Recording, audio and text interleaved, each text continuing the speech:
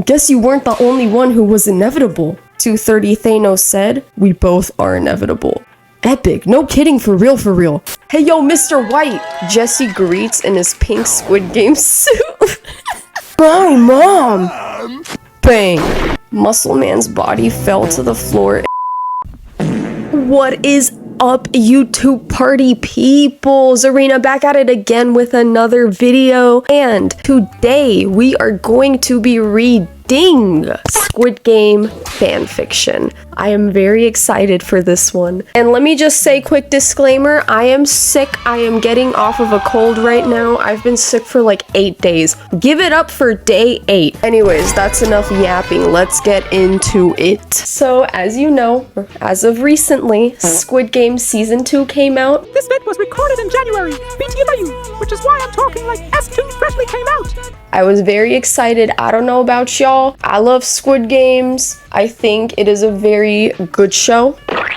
You know, obviously it's not the best show on the planet, but it is a really good show. Season 2, I was very much looking forward to it, and I know a lot of people had lower expectations. They were like, it's just gonna be a cash grab. Yes, it was a cash grab, but here's the thing. I trusted the director. I knew it was gonna be good. Going into it, I was like, we're about to witness peak. Honestly, we did. It wasn't as good as season 1, but I really liked it. The characters grew on me, genuinely. I don't know, I was gonna make a review video, but then I decided, you know what, like, let's do a fanfiction reading instead. Those are always the best. Like, all I really gotta say about season 2 is, it was really good. It was good, what can I say? So, I wanted to do what I love to do on this channel, browse the AO3 tag, go in there, go deep in the crevices, trudge through them, see if we can find anything a little entertaining, good content for a video. And as we're going into it, I picked, oh,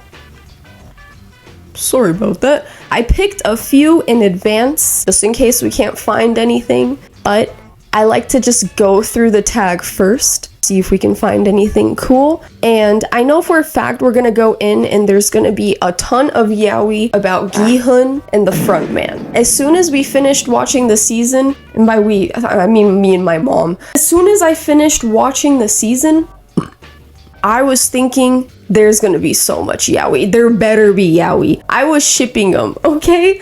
That is the most toxic ship ever. I like the idea of Gi-hun always being in these toxic relationships, because let's be real, Sang-woo and Gi-hun, that was a good ship too. That was a good ship too, but Sang-woo's gone. So what can we do now? Who am I gonna ship Gi-hun with? There needs to be yaoi in my series! The front man. He walked in. He knew what he was doing. Bro is here to torment Gi-hun, and the fanfiction material is beautiful, but that's not what we're here to read unless there's something funny in there. What I want to read here, what I'm looking for here are like crossovers. I want to see crossovers, something crazy. Let me read about Goku in Squid Games. That's what I'm looking for here. So we're gonna go through the tag. I'm sorry, I'm yapping a lot. That's why there's timestamps. So let's go. AO3, we are here. And I don't want to sort by hits. I kind of just want to go see what we've got. See, literally third fanfiction, Hwang In-ho frontman / Seong Gi-hun. What can I say? Doing the Lord's work. Also, y'all work really fast. I cannot write fanfictions that quickly. It takes me like a month maybe, or like 3 weeks to really just get a chapter, but that's because I like my chapters to be really long. If my chapter doesn't have 10,000 words, it's not done. Just saying. Maybe I should read my own fanfiction for a video. Like, let me know if y'all want to see me expose myself, because I'm so down. Okay, let's go. Ooh, a Sang-woo fanfiction. Period. I'm glad to see season 1 characters still getting mentioned, because I will say when I was watching season 2, I was like, damn. I'm not gonna lie, I miss Ali. I miss Kang Se-byuk. I even missed Han Min-yao. Actually, I really missed her. Alright, she was such a diva and she was one of my favorite characters. I don't care what y'all say. The Recruiter X Reader based. Okay, I'm just going through like everything. I'm going really fast. Low key. Let's skip to like page 5. Randomize it, you know?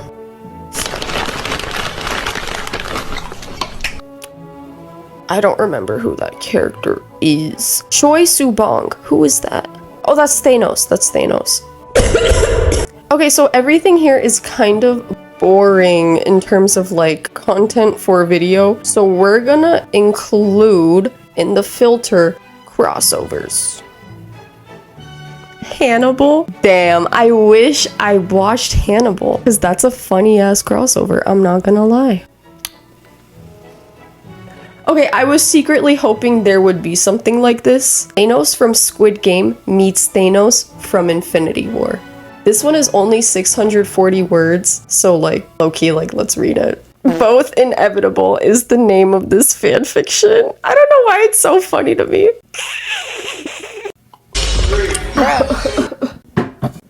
Lord, please expel this demon from me. Okay, let's go. Hey guys, I'm in bed editing and I just realized that maybe the Squid Game music is copyrighted, so I'm going to do my own rendition.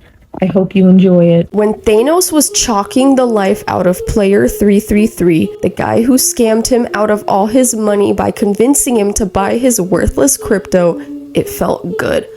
Real quick, pet peeve, Thanos was really pissing me off because nobody told you to invest all that money into that crypto. Alright, that guy was a douche for promoting a scam, but it's not like he was holding you at gunpoint and telling you to buy the scam. Alright, he wasn't doing that. You did that, buddy. Number 1 rule of investing, you don't invest what you can afford to lose. It was making me so irritated when everyone was like, it's your fault, you owe us money to the guy who scammed everyone. I mean, yeah, like, he promoted something you shouldn't have bought. He gave you a disclaimer saying, like, I just thought that was so annoying. But, like, Thanos was still funny, though, so it's okay.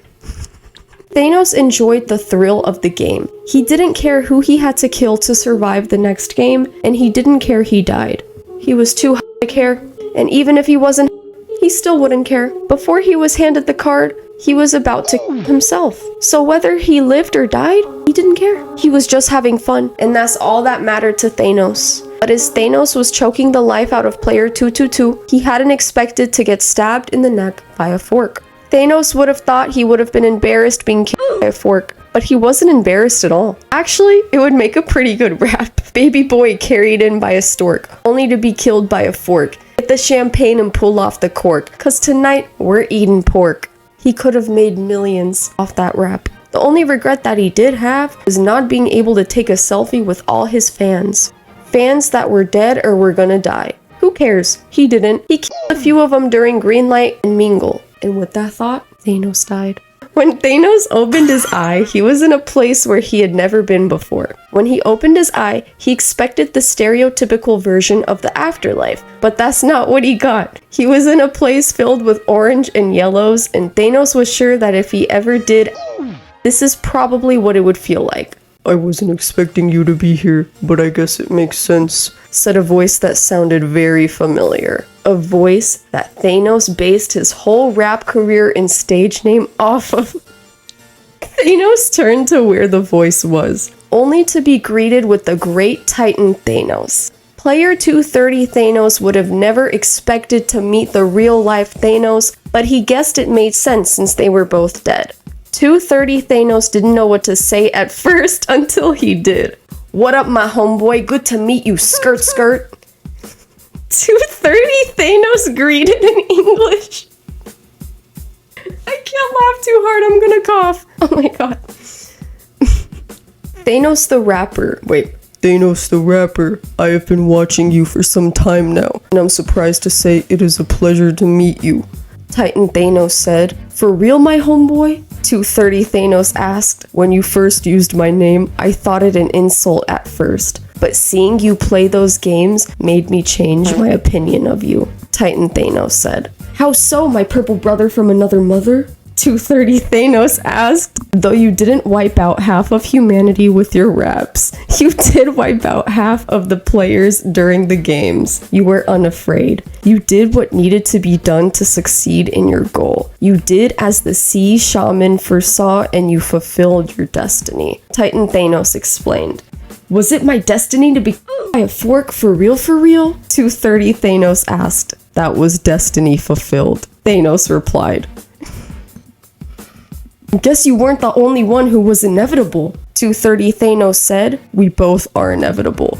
Epic, no kidding, for real for real. What do we do now? 230 Thanos asked. Whatever we want. Titan Thanos replied. Cool, wanna do a collab with me and make a rap together, my purple homeboy? 230 Thanos asked. Thanos was silent for a second before replying. Yeah, sure. Titan Thanos said. And then the two Thanos made a rap song together called Triple Thanos Extreme Collab Rap. Notes. Thanks for reading. No, thank you for writing this. Like, I don't know why that was so funny to me. Just the Squid Game character cracked me up so much with like his stupid ass quips. And then Thanos himself, like the Marvel Thanos, is also just like incredibly funny to me. His stupid ass like one-liners where he's like, I am inevitable. I don't know. It just makes me giggle. But that was good. It was short and sweet and I liked it. What can I say? I want to see what else we got. Oh, there's another Avengers crossover, but it's in Russian, I fear. Not that I would have read it. It's not funny enough, I think. 101 Dalmatian Street? Damn, anything has a fandom now. Mr. Beast and Mr. Beast keeps trying to take Squid Game's nachos, but like, Mr. Beast got the invitation of a lifetime as he is chosen to be a VIP for a competition in South Korea, one he was even planning on adapting for his YouTube channel. However, he has a conflict of interest with the front man running said competition. What is happening, bro? I'm not gonna read that shit, but it's just like, damn, that's kind of crazy. We got a Mr. Beast fanfiction? Like, low-key, I want to see if there's any Mr. Beast fanfictions, but that's like another toilet for another video. Breaking Bad? Squid Bad? Okay, we're gonna read this one because this one is short too. Maybe we're gonna do like a few short ones in this video because the one that I picked, I'm actually very excited to read it. You'll see it later, okay? We'll get into it later, but that might be for part 2. I think I'm gonna split this video up into 2 parts just because it's easier to edit, you know? Okay, so it's called Squid Bad. The summary, Walter White in Squid Games. Short and sweet, love it, straight to the point. I'm intrigued. I'm hooked already. You didn't need to say more. I'm hooked. Let's go. Walter needed money for his family, which led him here. The Squid Game doll said as she turned around, the contestants ready to run. Walter coughed as he covered his mouth, bloody spittle hitting his hand as he took his first few steps, before pausing when the doll turned back around. Other poor souls who didn't pause in time were dead, making the game that more real as Walter felt his lung cancer thumping. It was life or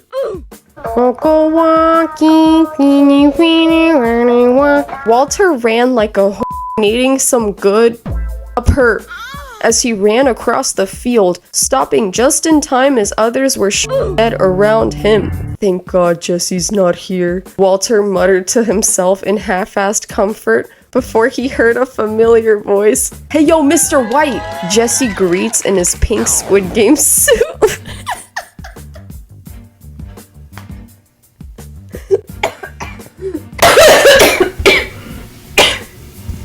Another contestant. He says something in Korean and then, yo, Jesse laughed as Walter looked at him in confusion.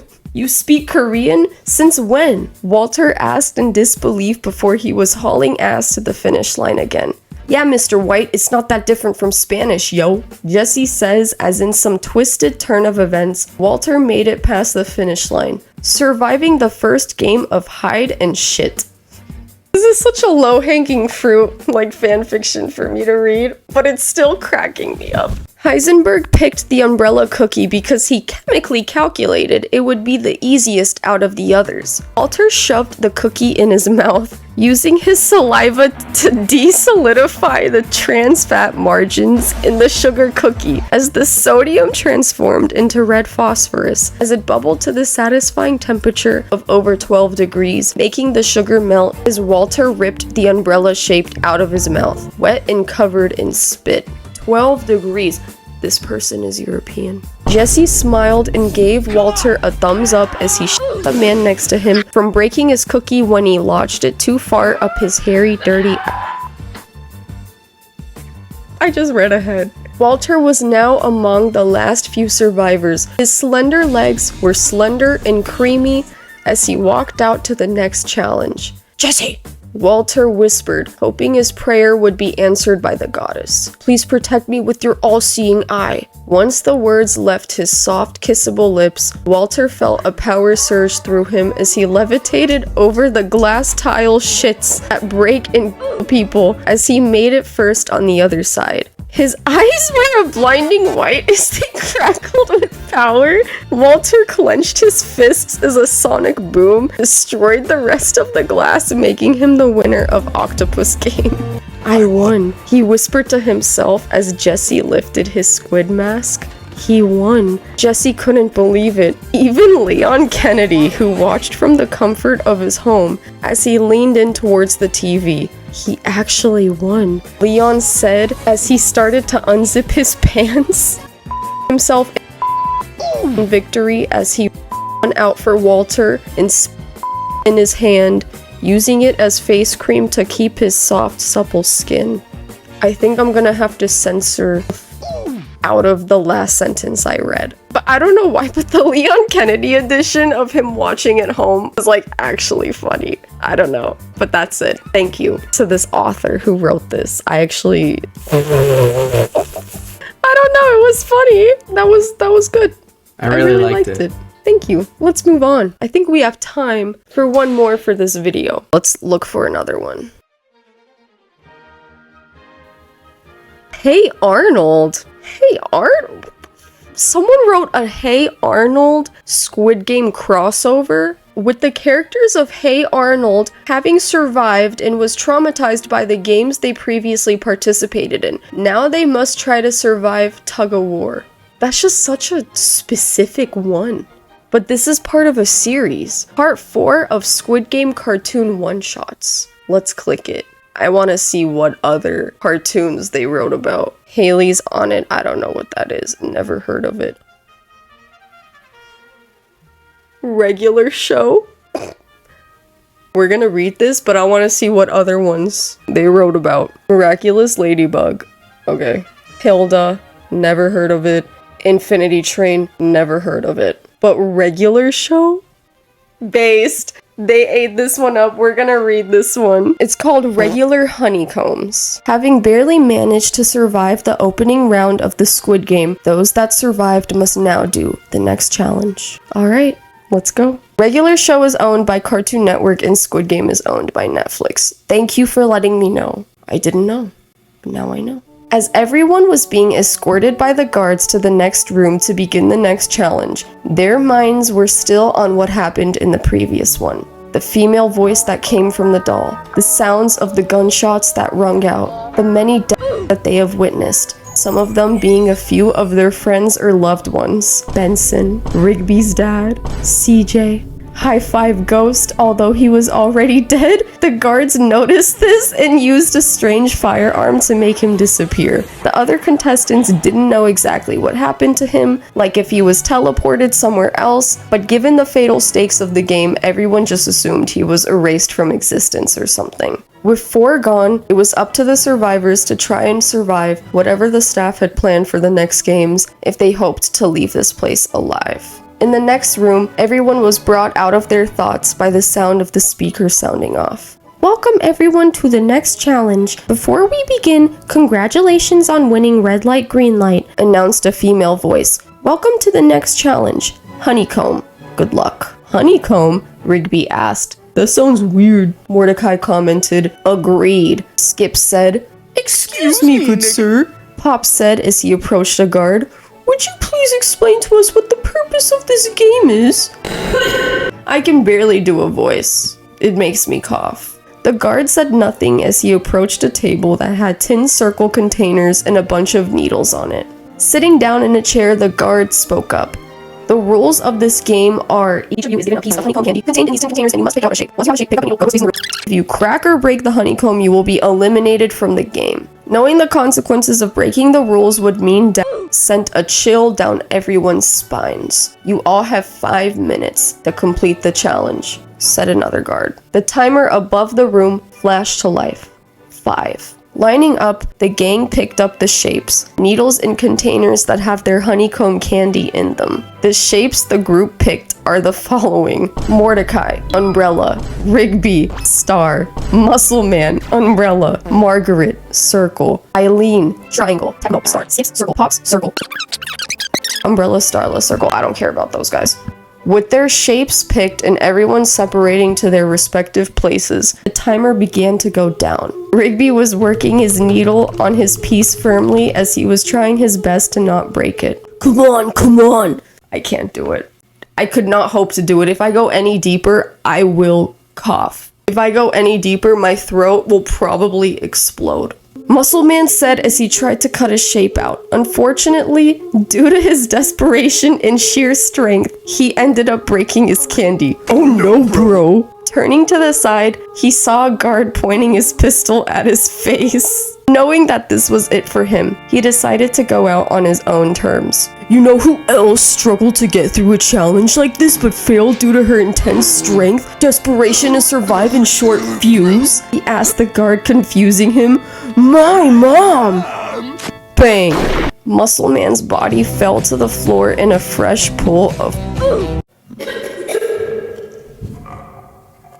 Ugh. Mitch, no! Stella said as tears shed down her face. I can't live without you! In retaliation for her lover's demise, she smashed her sugary piece to bits with her fist. Come on, you bunch of monsters, let's see what you got! A bunch of guards surrounded her and opened fire. Girl, that was stupid.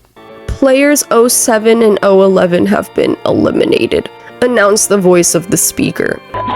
Everyone was shocked as the deaths of 2 more of their friends. While some like Mordecai and Rigby were annoyed at Muscle Man from time to time, they still cared about him. Heck, they even babysat Death's son Thomas to save Muscle Man's soul. As for others like Skips, he turned away and focused on his honeycomb as he was also saddened by his friend's shedding of their mortal coil. He needed to stay focused on winning this challenge as a way to honor them and everyone else who has died in the last game. At the 3-minute mark, another person failed the challenge. Oh darn it, said Mr. Maylard in annoyance. No, oh, it's Pop's dad. Noticing a guard coming up to him, he said, wait, at least let me say goodbye to my son first. The guard lowered his rifle as he turned to Pops. Pops, this is it for me. No, Pop said as he embraced his adoptive father. No, not you too, father. It's sad, but don't worry, son. It's the way of life and given my age. I can't do it, bro. I still would have a few more years left at best. The old man chuckled a bit. Just promise me that you'll live your life to the fullest along your friends. I promise, father. Pop said as he finally let go of his father. And don't worry, I'll say hello to Benson for when I see him. Pop's adoptive dad said as he turned to the guard and nodded. Turning away, Pops heard the sound of the gun go off. Bang. Player 049 has been eliminated, announced the voice on the speaker. Bad show, the large-head man said in tears at his adoptive father's demise. Very bad show. Despite this recent tragedy, Pops wiped his tears away. He wasn't going to let his father down by losing his own life as well. He was going to make it through this. At the 2-minute mark, Skips was carving out his shape, though it was difficult due to his huge muscles. Thankfully, his immortality gave him a lot of patience and steadiness, which works in a challenge like this. If Skips is immortal, what are they gonna do to him? I don't get it. This is a lore plot hole, and they need to answer it in this fanfiction. Okay. Phew, Skip said as he managed to cut out his piece after taking careful steps to do so. As for Tecmo, his mechanical arm was removed before the last game red light green light began due to the staff declaring it to be unfair to the other contestants. As such, without one of his hands to hold the sugary, I'm skipping this because I don't care. I don't know who Tecmo is. I never watched that far into regular show. Tecmo dies. Next. Skips felt tears coming, but he decided to let them flow. He lost another lifelong friend. How long was this nightmare gonna go on? After he lost the love of his life, now he was losing more people in these insane challenges. Only question on his mind was, what was the next challenge and who was gonna die next? My god, my voice. The buzzer finally buzzed, letting everyone know that time was up. Thankfully, no one else died and managed to cut out their shapes from the honeycomb. As such, they passed the game and got to live a little longer. A guard walked up forward before he spoke. Congratulations on winning the game, everyone. We will give you all a few minutes to grieve for those who have been eliminated before we have the next challenge going. That's nice of them. The ones in Squid Game didn't even do that.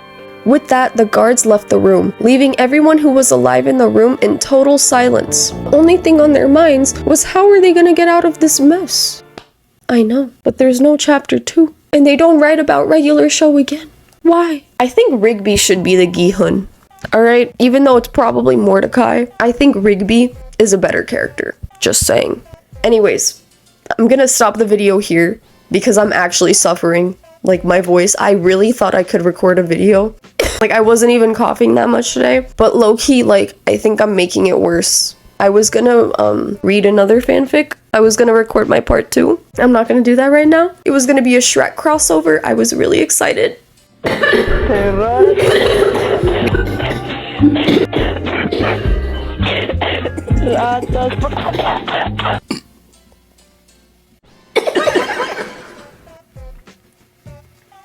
I can't. That's about it. I'll see you later.